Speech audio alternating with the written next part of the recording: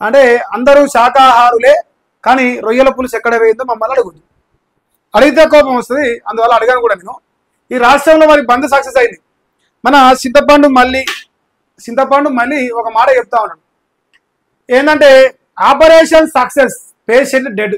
ఏంది operation success patient dead అన్నట్టుగా ఈ రాష్ట్రంలో బీసీ సంఘాల తరఫున అయితే రాష్ట్ర వ్యాప్త బంద్ ఉందో అది చాలా సూపర్ సక్సెస్. కాకపోతే పేషెంట్ చచ్చిపోయాడు. బీసీ రిజర్వేషన్ ఇంకా రాలే, వస్తుంది అనే నమ్మకం కూడా లేదు. వీళ్ళు చేసిన నిరసన రాజకీయ పార్టీల పైన చేయాలి. అయితే బీజేపీ ఎందుకు కేంద్రంలో 9th షెడ్యూల్లో చేర్చాలని, లేకపోతే రాష్ట్రంలో ప్రభుత్వం జీవో తెచ్చి మోసం చేసిందనా రాష్ట్ర ప్రభుత్వం పైన కాంగ్రెస్ పైన చేయాలి.